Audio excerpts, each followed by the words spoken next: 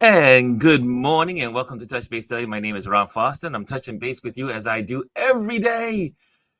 It is Thursday. It's almost the weekend. One more day, and it'll be the weekend. How are you guys doing? I hope you guys are doing well. Today we're going to be talking about child labor and Project 2025. And I'm going to send these off to everyone. And I see here Chris is trying to call me. I'm going to reach out to him in a moment.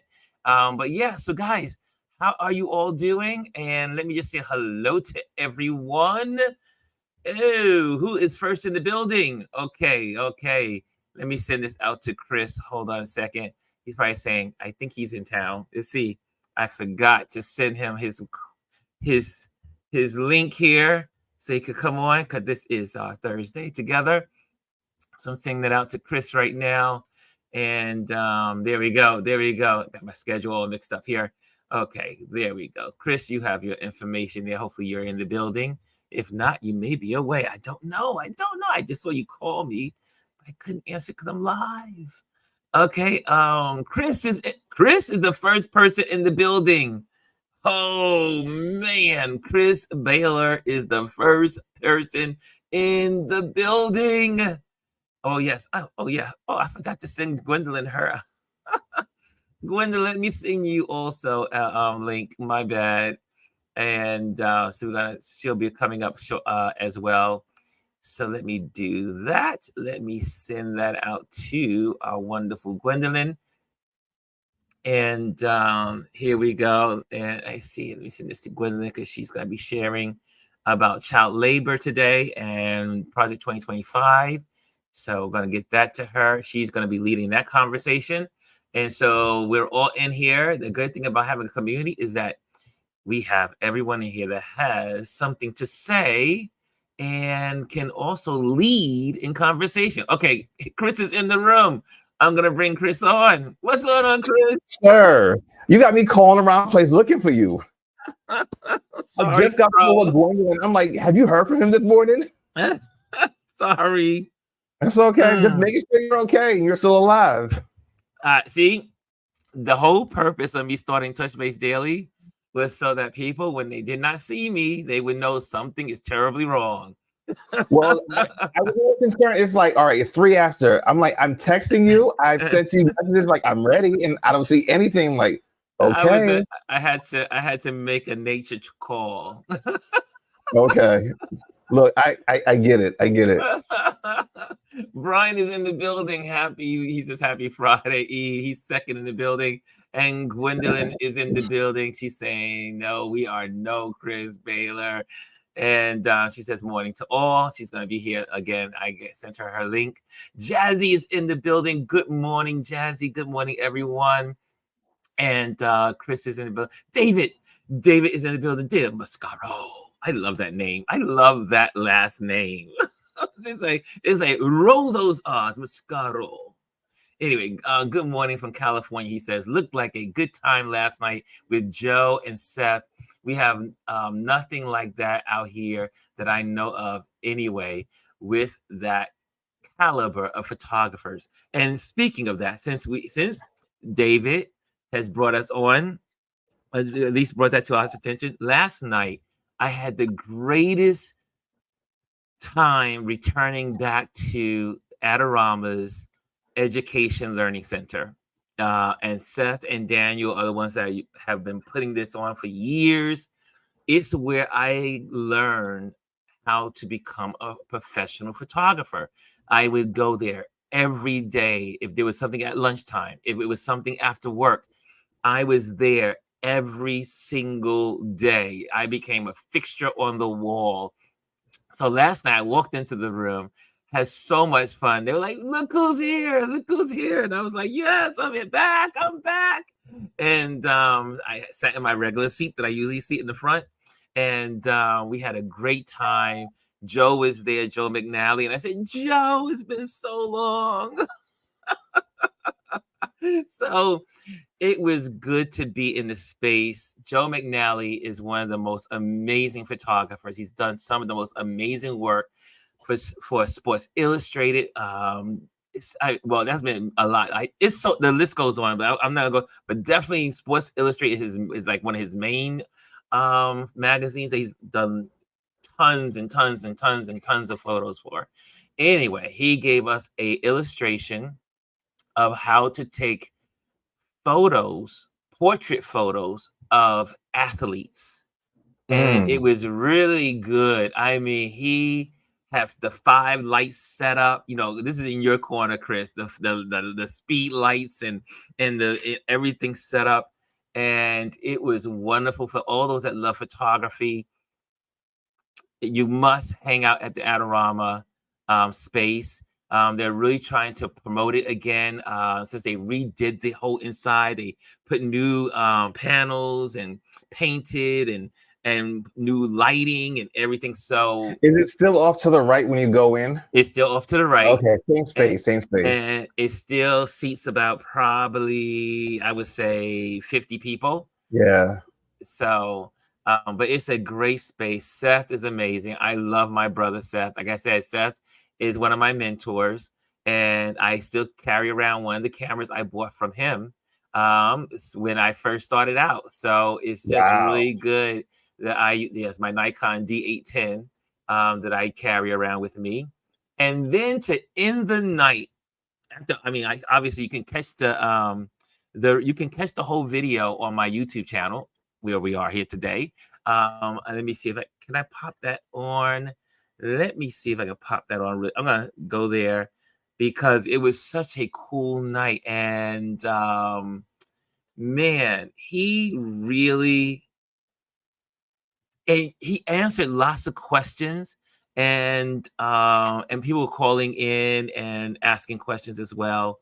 Let me see if I can get this up here. Hold on a second. I know that I'm on live with you guys, and okay, here it goes. Okay, so I'm gonna pop this. Here we go. Let me change this out. Let me stop sharing that and now share this.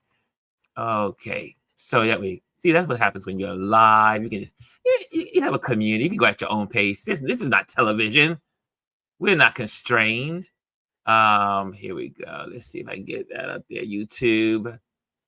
And let me see. Let's put that up there real quick. Based on the angle of her body might be and certain okay, here we go. To experiment as you come on. Freeze that, and here we go. You see, I've already put out too many lights. So, I never made anything I couldn't overlight. So there we go, and we'll start off with, a couple of basic sort of simple things. I'll show you a couple of examples because, Seth and I had a talk earlier today about sports on and off the field. And I've done a lot of that. I've shot hardcore sports, I've shot Olympics and all of that, but probably I guess I would have to be honest and say far more interested in the people behind the sporting effort, the obsession, the drive for excellence, and sort of illustrating that or illuminating that and talking about perhaps sports as a concept or maybe an interpretive look at what a certain sport and how an athlete engages with it. Pretty cool. Yes. Was that a question, sir? Oh, okay. And there you have it. So we had a great time, and it was absolutely a lot of fun. And then at the end, this is what I wanted to say. At the end of the night, it gave us wow. And I got my signed copy. That collection is getting big. My collection of signed copy books are just getting bigger and bigger. And it was great, especially coming from Joe. Like I said, when I first started my career as a photographer, Joe used to be at the Adorama space a lot. He used to come in probably once every other month or once a quarter. And I would pop in and learn and sit in the front row and ask all the questions like I did yesterday. Well, I just asked one question yesterday. But this is a great book. It's called The Real Deal, a great book. And it has his whole career of photos in it. And I can just turn to any page and is going to show off his amazing work. And so check it out. Sports Illustrated, working with at National Geographic, working with New York Times, working with all these different people. So it's a great book, and I'm excited to have another signed copy book in my library. You know how we roll. Anyway, what do you guys? Oh, so now that I've talked about my day, my evening, that was my highlight of the week, obviously. And again, you can catch the whole lessons and footage and all the coverage that I did on my YouTube channel. Just click on that, and you'll see that you can get the whole thing. It's about roughly an hour and 25 minutes long, and he really goes in on shaping the steps of how to light someone, and it was a lot of fun. And thank you, Adorama, Seth, and Joe McNally, for an amazing presentation last night and a night of learning. Thank you. And guess who else was there? Janet was there. Janet, our Janet. Oh. She says, "Who's that up there?" And I looked back. I said, "Janet." So it was a beautiful night, and other photographers were there. I just love I love community. Community is where I thrive. Whether it's the Adorama community for photographers, or it's my meetup community, or it's Touch Base Daily community, or I'm being ambassador at the Manhattan Chamber of Commerce. I thrive in networking community circles where people build each other up. That's where I thrive. That's my space. That's my energy. Anyway, nice. Chris, what's going on in your world? I'm sorry, I got so excited. I'm just on fire. No, it's okay. It's okay. I am finally home after basically a month of travel. I've been on the road for about a month now, and I'm so excited to just be home. This next week will be the first week that I'll be home for at least a week, which is kind of crazy to me. So I'm looking forward to just being back and having routine in the schedule, because it's been a little crazy. But I was in DC Monday, and I came back yesterday. I had a photo shoot with the Renaissance man, Mr. Reginald Nash, also known as Rex. Something that it's a project he's working on. He's been working on for a couple of months now, and it's going to take a while to finish, but I'm a part of it, and I'm really excited. All I'm going to say is that I stepped out of my comfort zone on Tuesday, and it's going to be exciting. So I'm looking forward to seeing the final product. Man, any other projects coming up where you have to, you'll be in the sky again? Well, I think I'm going to be home pretty much for the month of August, unless something comes up, which can very well happen. But I'll be traveling starting September again. We got the guys. They're performing, nonstop until the end of the year. But I'll be going to a few of their shows out in California. They've got a big show out here in Philadelphia on the 23rd or 28th, I believe, of August at the Dell. In Vogue and Tamia are on the card for that one, so that's gonna be a great show. Looking forward to that. And they've got a lot of amazing shows coming up. So keep it locked for everything After 7 Music. Yes. And I'm actually working on some of the content from the show that they did on Festival at Sea. That was a celebrity cruise concert. They were on for one night. We left to St. Thomas on the 16th, got on the ship on the 17th, and got back off on the 18th. Then, of course, when I called in last week, Friday, I was in Charlotte, North Carolina, stuck in all the craziness. But yeah, I'm glad to be home. So you'll see me on a regular for the next month at least. Well, I am glad to have you back. It's always great to have you on. I wish I could say at the seat next to me, but you're on the seat next to me virtually. Virtually. And so, David says, did you film that with your phone? Yes. I have a beautiful set. Ooh, I don't like to promote people unless they I hate Samsung. No, I should say that. No, I have a beautiful Samsung. I told a young lady asked me, She said, "Oh my gosh, your photo." She said, "How you filmed it is so beautiful. It came out so good." And yes, I have to give credit to Samsung. They do have great cameras on their phones, and I took great coverage of it. And also, for those that are on YouTube and you wonder why your pictures are grainy, go into your settings and bump up your video output. So it'll say regular, like it's just like to save your Wi-Fi, whatever, to save bandwidth, but you can pump it up to high, and then you'll get higher quality in your YouTube videos. Okay, so make sure you do that. David says, "Did you film that?" So yeah, I filmed it with my phone. Thank you, David, for that question. And AS says, "Thank you for sharing Adorama Sports photo shoot with Joe and Seth. The class was very educational." Yes, it was. Hey, Derek is in the building. D. Tuggle is in the building. So good to see you. There's Janet. Wait, there's Janet. Believe it or not, I actually learned a few things despite not really knowing anything about lighting. See? Yes. Learning, the place I thrive. I love learning. I'm a sponge. I'm a walking sponge of education and learning. Chris says, Joe McNally has been a resource of mine since 2009. Some really cool info. I have always liked Joe McNally. Yeah, his work is incredible. Joe McNally is a beast.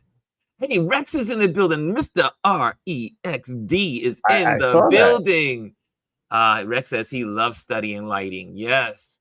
Let me tell you something. The one thing I would say about Rex, he has a quick study, and I mean, I watched him. I helped him set up the lighting, like just Rex top is amazing notch. With lighting. Top notch. We did. I think he did a 5. I think it was a 5 light setup, and he whipped it together like really quick. Because a lot of any good photographer will have in their head already what they want to do and know, and especially if you're doing it over and over again, you can just kind of pump it out just like that. And let me tell you something. I can't wait to see the final photos for this because it was amazing. Just seeing some of the previews on the computer, because I went through all of them before I left. But once he gets to editing, you guys had a photo shoot, right? You went to DC for a photo shoot with Rex. Yeah. Yeah. Okay. So I think you know what we're gonna do. We're gonna bring our Gwendolyn on. We're gonna get this thing started. Today is we're going all in from now to November about Project 2025. We've been talking about it every week ever since our beautiful community sister Elise has brought it to our attention. She was the first person to make us aware of Project 2025. And we've been diving in as a community all year long and for the last 6 months. And but now we're really going to be pouring our time into it. One is that also there's a lot of great information out there, and there's a lot of cool people out there. But before Gwendolyn comes on, I do want to share this one thing. Hold on a second. There we go. And because this is going to lead us into the conversation, and then she's going to take us there. Here we go. There we go. Hold on a second. Where am I? Here we go. Okay, got it. There we are. Okay. Are y'all ready? Let's go. Here we go. And let's play. Project 2025 is dangerous for our children. It proposes weakening child labor protections by amending hazard regulations to allow employers to put young people in unsafe working conditions. Currently, young people are not permitted to work inherently dangerous jobs due to significant safety concerns that have long been established and enforced by the U.S. Department of Labor. Project 2025 would change that. The authors want to get rid of the policies put in place by the Department of Labor and allow America's youth to work these jobs. Why? Because they believe that some young people show an interest in trying more dangerous jobs, and it would help with the worker shortage in dangerous fields. Let's keep our kids safe by spreading the word about Project 2025. Project have it. There you 2025 have is it. dangerous Let's for hold on our a second. children. It proposes weakening child labor Oops. protections by amending hazard I think it's regulations. still playing somewhere. Yeah, it was on Oh, there you my go. there we go. So I mean, this is information that we need. It's Project 2025. I also will have all the links in the description. So I have also from Democracy. I think it's from it says Project 2025 CAP, and a couple of other information that you guys can download. So we'll have all that in the description after it'll be with the video. Live with the video. Okay, we're gonna bring Gwendolyn on because she's leading the conversation today. What's going on, girl? I'm good. I'm good. How are you guys? Doing good, Good. doing good. Let me remove my little banner so you can see my head. Might want to take care of that. There we go. There we go. You know, I do like how she brought up, because there is that section when they talk about labor and what have you, that young people may show interest in these hazardous jobs. Why are we stopping them from getting out there and working these hazardous jobs? It's like, seriously? But here's the deal. So there's two things happening. There is Project 2025 and their ideas, but there is also in states, keep in mind, there are state laws and federal laws, right? There are states, primarily red states, that have been rolling back and weakening child labor protection laws since like 2022, 2021. So this is not one of those, hey, if we stop it, it's not there. This is already happening. And that's the part that a lot of us need to realize, that a lot of this is already happening and has been. So protect your kids, protect your kids. And if I may, kids only get to be kids one time. Like, I think to myself, I miss having the summer, 3 months of just like chilling. Y'all remember those days? You're like, oh, it's summertime. And you just like enjoyed yourself, and somebody cooked for you and cleaned for you, and you just went out and had fun. Those days don't last for a very long time. You know, they like don't. you just, we get like what? Vacation, like a week here, a week there, in between working. Like, being an adult, it has its pluses, but it's just like working and paying bills and dealing with like people all day. Being a kid is like where it's at. You got to enjoy that while you have it, and then it's gone. Or am I just being too nostalgic? No, you're absolutely right. This is, And I used to love. all you want to do is be an adult when you're a kid. Yeah. You know, I mean, I spent many a summer with my grandmother and my cousins, and kids need that time to do what kids do, figure out who they are, enjoy themselves, create friends, get a little bit of emotional intelligence, like all that kind of stuff. But this rush to make kids an adult, we're going to call it what it is. It is exploitation. Now, we already know that adults are exploited in more ways than one, and we even sometimes exploit ourselves. So I want to make sure that sometimes we do things because we're like, well, it'll work out for me, and probably not. So in my opinion, when they talk about we have a labor shortage, they don't say, well, I just don't want to pay people. There you go. People. If you pay people, you wouldn't have a labor shortage. Right? Like that is in there, that you want grown adults to come in and work for you in 2024 at $12 an hour. That's ridiculous.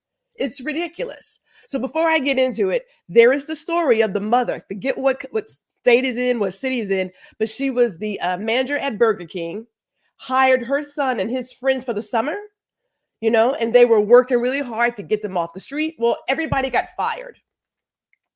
Not because it was nepotism, right? It's because the kids were being paid a wage that kids shouldn't get paid. Now, make that make sense. I want you to, like when we They're talk doing about the same this job. It's legit. Like, they do believe and do the same job as an adult at the same pay rate. Sounds familiar. I believe as a woman, like, I shouldn't be paid what a guy is paid, but I don't want to go there today. So we know that this is not just a fluke. It's been happening for a lot of businesses. It's written down that, hey, if you hire the 18-year-olds, they only get like $12 an hour. If you hire the adults, then we can go ahead and pay them the normal, whatever that is. It's exploitation, right? Like if someone comes in and does a job, pay them the money it takes to do that job. Absolutely. So a couple of fun facts for us, if we will, in 2023. So we're going to look at fiscal year 2023. In regards of child labor investigations, there were 955. That was up 14% from the previous year. And I'm going to pick on Kentucky today because Kentucky likes to clearly really exploit the kids. There was a distribution center in Kentucky that had 11 and 13-year-olds operating forklifts. Wow. 11, 12, and 13-year-olds operating forklifts and picking up warehouse orders and products. Now, I don't even have a forklift license. I remember being asked to take the test, and I was like, I'm gonna pass on that because I walk into walls standing up. So the last thing you want is Gwendolyn on a forklift. You know what I mean? I'm just saying. But imagine now an 11-year-old operating a forklift.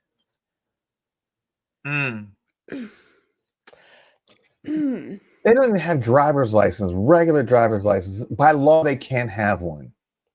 What would think that you could give a 13-year-old a dangerous piece of equipment to work in a dangerous environment? Yeah. Look what Elise said, though. I mean, not to interrupt, but Elise says, my granddaughter is only being paid $6.25 per hour, which less than half of the minimum wage in DC. Oh my! How old is she, Elise? That's awful. But this is what I'm talking about. These are the laws that are on the books that they want to take us back to. People will feel that it's okay to pay the child less because they're not as old. They're still doing the same work, but it gets better because in Kentucky there was a McDonald's. They had kids that were as young as 10 years old working the deep fryer up until 2:00 in the morning, and they weren't getting paid. Wow. Why do you have a child as young as 10 years old in the kitchen on a deep fryer? And keep in mind, we're talking, they're working past the hours they're supposed to, but more importantly, they're not paying these kids. How are they getting away with that? Well, these are the ones that came to light. So imagine all the ones that have not come to light. These are the ones that people are aware of, that someone called in somewhere. And let's face it, most of these children, when people talk about it, and this is how they frame it, there's like, well, there's a labor shortage and there are kids who want to help out their families. But we know, depending on where this child is located, they're going to end up in some really wonky spaces and doing things to the point where, you're working, but you're not getting paid for it. Or at some places we have found that children will eat, and then that money comes out of their paycheck, right? Even if they choose not to eat, that money still comes out of their paycheck. Now, as an adult, we would probably catch that early on. But how many kids are aware of their employee rights? I'm going to say very, very few. Because my grandson was in a spot, and it took everything to not get in my car. Oh, yeah. Drive up As a matter of fact, this is how this came up, right? Was this part of this is how we ended up stumbling? It all seemed like it was working together, that this happened with your grandson, and then we were talking about it. It came across the news feed of what was going on in this state. It was like, we were like, well, we need to talk about this. The things that these people do, and he's a teenager. But again, when we talk about life experience, kids, they don't have what we have. And me being a previous manager, taking my employee law quiz every month, I'm fully aware of what's available and what's not available for me to do. And then working out in California, God bless them. I mean, Lord, that's it. But there have been so far 4 states this year that have rolled back child labor laws. We got Arkansas, Iowa, New Jersey, New Hampshire. Arkansas has, they've eliminated the need for a work permit, right? Because you would need it like at 16 So Yeah, I remember that. eliminate the need for a work permit. Now they say they have increased the employer penalties, but seriously, What does that mean? That means nothing, because it means if nothing. you don't know to report them, I mean, it's nothing's going to happen to them. It means And nothing. plus, that child, they probably want that job. They feel it's something that they have. They can put money in a pot. They're not going to report them, and they don't even understand the laws anyway. Not at all. Iowa, they have passed 3 laws that will remove restrictions for minors working, but also give them extended working hours. Right, so they can work later in the night. And then people make this whole deal of, but they can work at the school and be at the concession stand, then why can't they work here? Those are not the same thing. So let's not put those two things together. I don't know about most people, but my parents made sure that we were in the house at a certain time. Yeah. We actually did not work. Yes. Hold on. A lot of states even have curfew laws for kids. You can't be out on the street past like 8, 9 o'clock. So how is it you're going to work until 2 a.m. in the morning, and you can't even drive to get home? And in a lot of places, buses don't run past a certain time.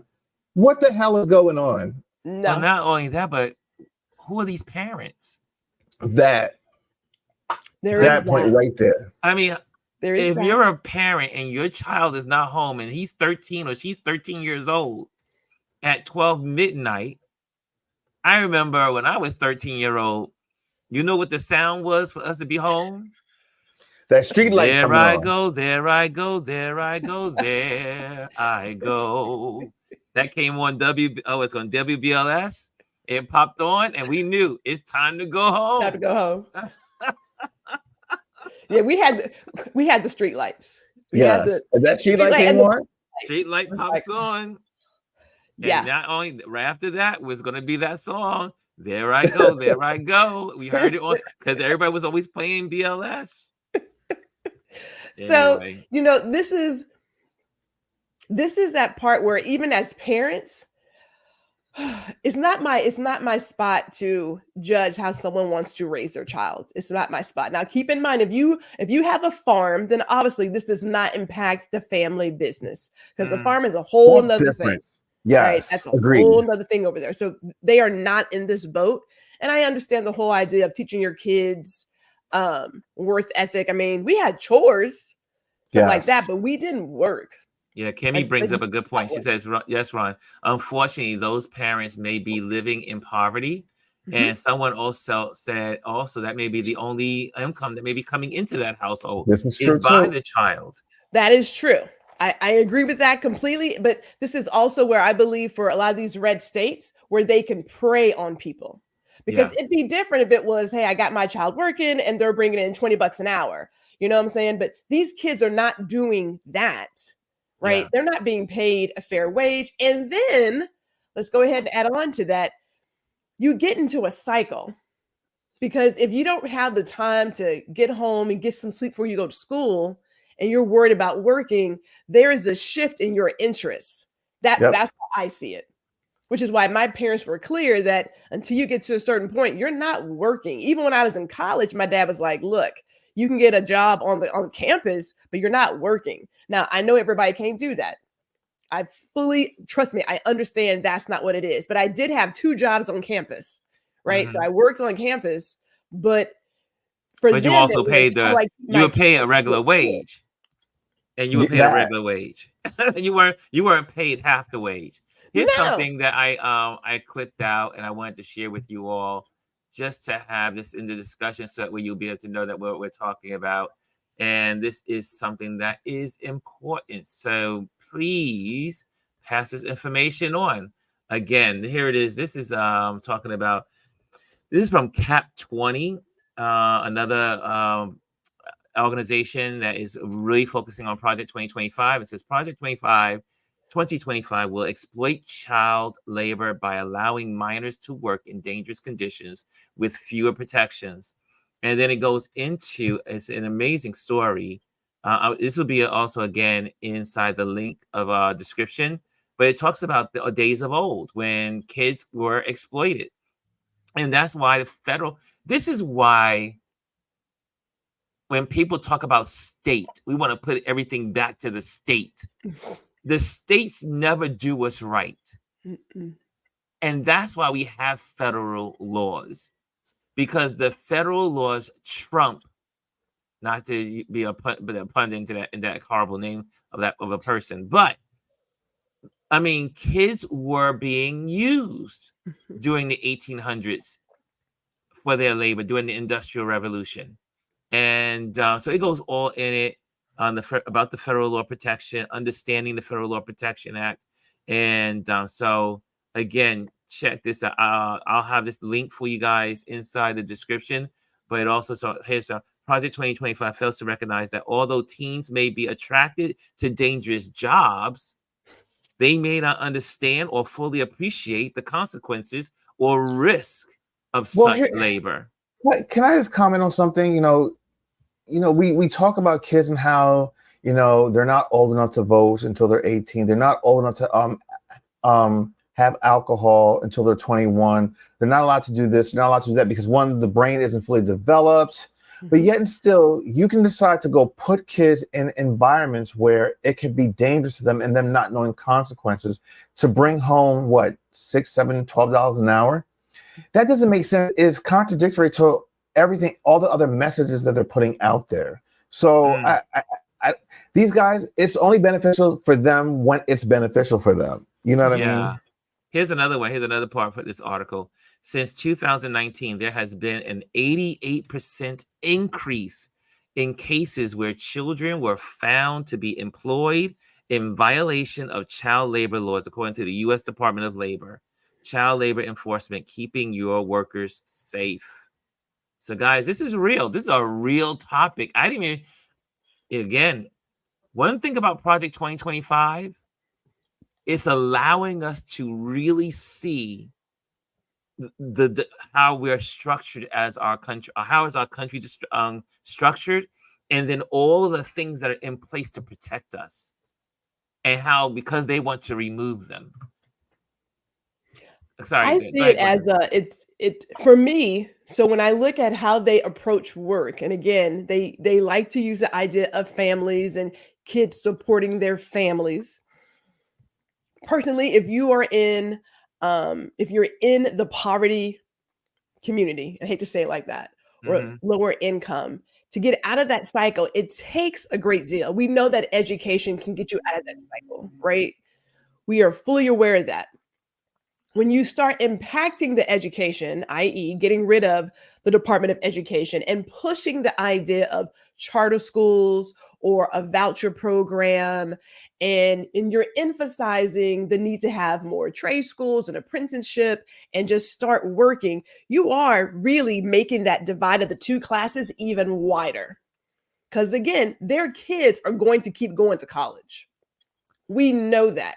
You put it back into the state's hands of who gets the money for educational purposes. Now, Texas, and I'm sorry, I'm going to say it, Ron. I'm going to say it. Governor Abbott, his bitch ass, when his voucher program didn't get the support he wanted in 2023, he withheld money from the public schools. So much so that a number of schools are having to say districts are having to close down schools. Now, in their plan, they are saying that the states would have the deciding factor of where the money goes for education.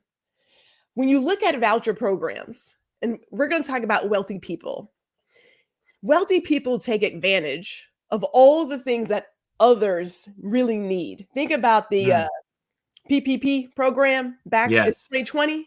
All of those corporations who jumped up to get that and raided the bank. Raided it. Didn't need it. Even though they qualified, they didn't need it. They took that money, and then only when they got called out, they were like, oh no, you can go ahead and have that money back. So we know that with voucher programs, people who are already sending their kid to private school, well, they're already doing it, but that won't stop them from taking advantage of the funds. So it's like a refund for them. They're already getting it. They're already getting it. There are programs here in Texas that will give your child money for food. So i.e. like an EBT card, right? They don't need it, but because they qualified, they will take that money, making it hard for everybody else who really needs it.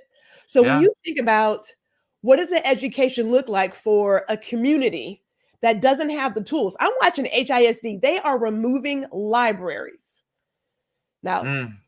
we're not going to talk about how they feel about libraries and librarians. We'll talk about that some other day. But they're removing these libraries to give them detention centers. Now, they don't want to call them detention centers. They got some other fancy name that's still a detention center. So instead of putting the effort into the child and really working with this child, they are just creating more people to go from the school to the pipeline. You know, it's right into prison because that's how they're setting it up. Like, I'm not going to try to work with you. So they frame it as you should have a choice. Parents should have a choice in where they send their school. And from what I have seen, there's not a lot of checks and balances for these charter schools or these private schools. These are people who are doing stuff. You assume your child is getting the education that you have paid for, if you can pay for it. So what if you can't? Mm. And the funding is not in your community. That's right. Right? What happens then? Do the kids who look like myself and look like others, those who have special needs, do they get left behind? What does that lead to? There's a reason why we had to do all this to begin with. There's a reason why. Because it was already there. But their idea of really focusing on trade, apprenticeship, getting kids to work earlier, they don't have to say it, but in my opinion, the way that I read it, it is going to impact those who are lower income. Always. They make it sound as if you should do it to help your family, because that's a family value. Yeah. You should be working to bring money in. But we don't have a living wage for adults. Exactly. And see, that was my point. If we had living wages for adults, children wouldn't have to go out and work. That point. I mean, if you had parents that could go to work with one job and make enough money with that one job, they wouldn't have to take two jobs, or they wouldn't have to say, hey, we need you to take up the slack because mommy's not making enough money or daddy's not making enough money, or both parents may not be making enough money. I mean, if people were making a living, I still go, now what is it, $15 an hour? Is it $15 an hour now? I don't know. It depends. I believe it depends on the state where you're at. On the state. I know in New York it's $15.50, or I know some places have even $17 an hour, and some are even moving towards $20. But even I look at $20 an hour, and you look at inflation and what has happened and where people are today. I mean, interest rates, everything is going up. Yes. I mean, that little increase that people got, it's not making ends meet. So the key to all of this is giving adults a living wage or wages that are better than just basic living wages. Listen, you know what that take care of their families. That low increase was the taxes that they were going to take from you. Yeah, that's what that was. Pretty much it. That's all it was. And they're still going to take the taxes because now you make more money. Now they're going to take more taxes. Absolutely. That's all. Any questions out there? Do you have any more that you wanted to share, or should we open it up to the audience and the community? You can definitely open up to the audience. Like that's perfectly fine. I mean, I'm sitting here, I'm looking at, again, when you talk about states having the control over where funding goes, what the curriculum looks like. We have seen in Florida and some other places how they are removing African-American studies. So it's bigger than just, let's give them a place to work. So we'll snatch them out early. Let's reduce the funding for their community, but then also let's really craft the story that is told. That book banning thing, it is beyond, right? The idea that you are literally coming after librarians, calling it that is like a third, like a Class C felony. Like that's insane. Houston, again, removing libraries. How do you not They're want not the only ones. read? Yeah, it's happening in Florida. It's happening. But you know what's interesting, just to throw in, is that we all know, for those that study labor and economics around the globe, countries that do not have, let me step back. What makes America great is our immigration system. Even though it's flawed, even though there's problems with it, The reason America continues to grow economically is because of the people that keep coming to our country. As our population age, we need more people. And there is, and what the Republicans are not saying, there is, and well, they just said it in this child thing here, right? The child labor. There is a shortage of workers in America. We need immigration. We need immigration. The reason why Japan, remember Japan was like the big thing, and Japan was like buying up New York and buying up this place and buying everywhere, and they were the top of their food chain as in financial. We were like, oh my God, when I was on Wall Street, Japan's going to take over the world. The yen was everything. Everybody was worried about the yen, which is the money, the currency. Guess what happened to Japan? They went through what's called a 10-year flatline. Why? Because they don't have immigration. They don't have new people coming in. They weren't having children. And then now there was no one to take care of the society. And it's like that all over what's happening right now in China. China is most people are like, oh my gosh, China's going to take over the world. But we are doing way better than China. One is because of we have influx. We have new people coming in, new energy, new ideas, scientists, workers working the farms. Because guess what? Americans, they don't want to work the farms. No. And that's why we have these amazing immigrants that come in, and they come from all of these amazing countries. Their countries are flawed or going through political unrest or famine because of American policies in the past. And they're coming here to find employment, to find a place to grow our country, our economy. What makes our economy great is immigration. And so you don't, but again, they want to close the door. They want to build walls and close people out, but put our children to work. Yeah, it's like everything else, right? You want to Backwards. move things back for women, you want to move things back for kids, and if you're not a white Christian heterosexual male, then yeah, we're not talking about you. And it is a con when you write things and say family should have choice, parents should have choice, and you know that person is struggling. There is a higher chance of you doing things that you believe is best for the family that puts your child and your family at risk, that keeps them in that cycle. Now, Miss Elise was asking if the Houston Independent School District is under state. Yes, it is. They took it over. Houston is very Democratic. It is very, very blue. And they fought for years to keep them out. They found a way to get in, and they are tearing down everything. I have my kids, my babies are in that district. So I keep my eye on what's happening there. And then also what's happening out in Florida, because my babies are there too. So you find yourself saying, well, this could be helpful for my family. And then they get in the cycle of working and working and working.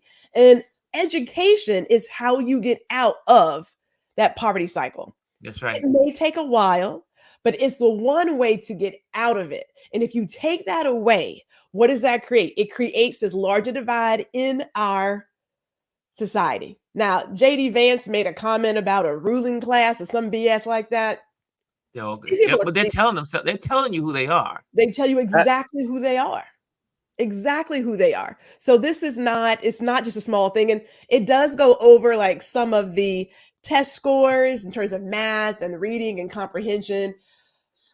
Former educator and tutor, we don't teach our kids to think anyway. So what do you expect? We train them to take tests, and that's about it. That does not truly evaluate reading and comprehension. It just doesn't. It's taking a test. A monkey could take this test and pass it, right? So those test scores, this is just me, but they line this out like we need to take it back to traditional, We need to get back to faith-based education. There's a whole kerfuffle of information in there, which is why I was telling Brian, like, you can't tackle Project 2025 in an hour, let alone 16 hours. Like, you really Shoot. take each In 6 section months. and go over it. Like, we didn't even get into how they're looking at rolling back some of the other protections that you get, like from, was it Title IX and what have you? But I do remember the portion where it said, if you take a loan, you got to repay your loan. That part was in bold. So we're not going to forget that. So there are some other things in there about education, but I link all this together with the rolling back of child labor laws and the reduction in support for public education. I believe they are linked. And I do believe they are looking to keep people who are in the middle or just about out in that spot and to make it even worse. So you really do have a ruling class and then you have the others. That is my interpretation of it. And the actions in these states say that, in my opinion. Well, thank you for that, Gwendolyn, taking the lead on this conversation. And this is, again, we're going to keep sharing because there's so much to share about Project 2025. Joy Reid has also said on her show, for those Joy Reid on MSNBC, that they're going to be tackling Project 2025 every day on her show from now to the election. And also, I want to give you guys something, and the link will be here, but I want you guys to have this as well. This is called, I think this is by the Marcus Elias group, and it's called The People's Guide to Project 2025, and it really breaks it down in a colorful way. Instead of like reading the manual, you could still read the book if you want to read the Mandate to Leadership, which is their Project 2025. But they bring it down so that way you could talk to your families and your family members, your neighbors, and they break it down to the need and what we need as people, and then how Project 2025 will change that. For instance, like cut wages, create unsafe workplaces, and destabilizing our economy. Then they break it down. Then they go into they take the numbers and break it down really clean. It's easy to read on the eyes. I'm loving this. This is like, I was like, holy, yes, this is something I could read like all day long because I'm my reading legal documents. I used to read manuals and legal documents when I was in college, but look at this. It says, make it harder for Americans to make ends meet. And then it breaks it down. And then it breaks Make sure to put that in the description when you post this. Oh, this is definitely going to be in the description, this link. And then it goes, so it takes it piece by piece, color, pictures, laying it out, restrict reproductive rights and access to healthcare. And then it breaks it down. And it actually tells you where it is in Project 2025. Like it'll say paragraph 25 on page such and such. This is probably the most well done that I've come across. And so I'm going to definitely put the link so that way you guys can have this. And it'll be inside embedded in the description so that you can have it. And then also share this video with your friends so that people know. We need to keep spreading the information. The more we talk about it. Can you go back? Go back one more. Yeah, right there. Enable discrimination across society. Throughout the mandate, it does talk about like just because it feels like discrimination doesn't really mean it's discrimination. I'm like these people are off their rocker. Here it is. It says threatened by decades. That someone created something that puts into layman terms, because unless you really explain it in layman terms, people think, well, does that really impact me? Yes. Yeah. Yes, it does. It does. It does impact you all across. It definitely does. Look at this. Set polluters loose and undo climate action. Like they want, and again, this is what the Chevron case was about when there's SCOTUS that said, okay, you know what? You don't need this. You don't need this. We're overturning it. So that means now companies can now pollute the waters like they were doing. Like they were doing in Flint, like they were doing in all the other places, little small towns in Mississippi, little small towns. little small black towns, little small towns with indigenous people. They don't care about indigenous people. They don't care about Hispanic populations. They don't care about black people. No, that's where the pollutants will go. And that's why, again, we cannot go back to state rights. We need to stay and make sure that these federal laws are strong and staying strong, because those federal laws protect the people, protect society, protect the poor, protect those that are weak. Here's one thing, though. We have to solidify and codify a lot of these things that are on the books into law, like to actual laws, so they can't be overturned like Roe versus Wade, because that's where the problem lies. It's like you do these executive orders, or you do these little things, but unless you make it a law, unless Congress passes it and it becomes a law, they can be easily overturned or thrown out by the Supreme Court. And I mean, just look at what the Supreme Court is doing. I pray to God that Biden, before he leaves out reforms of the Supreme Court, puts term limits, put ethics into, let them have ethics and have oversight by Congress, because they're completely out of control. And hopefully they will add a few more justices on the court. Yeah. Well, guys, I think did you learn something today? If you learned something today, you know how we go. If you learned something today, could you put in the chat what you've learned? One thing. So we took the time to share this with you. You can take the time to respond and say, I learned such and such. So one thing before you get ready to sign off, lots of people did the win with Black women, win with Black men. I just wanted to make a note. Tonight there will be Black, gay, and queer men for Harris. It's another Zoom call. So for those that are Black, gay, and in the queer community, please jump on and support, and let's raise some more money for Kamala Harris.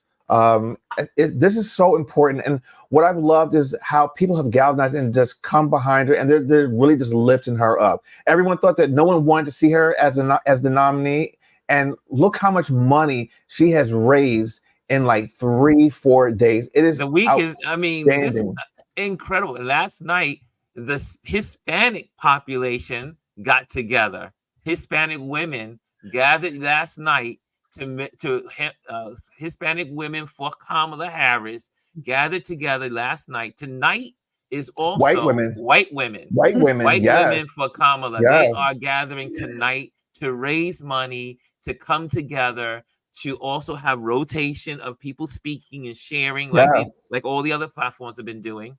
And this is a new momentum. Think about what's happening. Yes. People are galvanizing and coming together and saying, wait a minute. And then I heard that the Asian women are coming together. I think it's tomorrow. I think it's Sunday, I believe. It's Sunday? So I think it's Sunday, because I remember reading everyone says, you know what? We have our groups, but we, the people, can make the artists difference. are supporting her. Even Beyonce gave her the right to use her song Freedom. Yes. That commercial dropped today. She uses it now at her campaign stumps, and is actually the first commercial to use the Beyonce song, because Beyonce does not license out her music to anybody. Yes. So just think the momentum. If we can keep this momentum going for the next 104 days, this is reminding me of 2008 and Obama. Like the feels are just and this is way beyond Obama. Yes. Think about where we are today, and when Obama announced his presidency. To run for president. Yeah. These people. Can I go back to a correction for the men's night? The men's. We gotta talk about the Black men. The Black men came out 54,000 strong. Yes. I was on that. 54,000 strong, and raised $1.5 million. Y'all, it's crazy. This is crazy. People didn't even see this coming. There was a teacher on Threads who said, it is one thing to understand the assignment, it is another to complete it. Oh, there you go. Right? So everybody's like, I got the assignment. Great. When the time comes, when you get in that in that booth, I need you to do right. because sometimes we have seen people will do what people do. I want to make sure I'm gracious today. And no, Ron's like, she's not gonna do it. It's because it's not my channel. Yes. So if your loved ones are not ready to vote, talk to them. Yeah. Make sure things get together, because people will do performance things. But I love the energy. Even my husband has said, I need to make a donation. I was like, my husband, who never donates to anybody in terms of politics. I was like, there is a God. Leave Mr. Jack alone. Just saying. Elise says, remember, there is no makeup exam on November 6th. Exactly. Yeah. We got to save democracy. And it's all, and for those that missed Biden's Oval Office address last night, it was brilliantly done. It's going to be one of those speeches that we'll be reading about in history. And it was a George Washington moment, because people don't realize how important the George Washington moment was. They were saying, you could be a king, you could be a king, you could run, you could stay in office. And he said, I'm out. I came to do what I came to do. It's time to set precedent and make sure that no one stands in office longer than they should. And this is not a kingdom. This is a country based on democracy. And so it was the same kind of feel, and he in sharing the passing of the torch. So if you missed that, go see it. I'm sure you'll see clips of it today, but it was definitely worth your time. And Gwendolyn, where can people find you?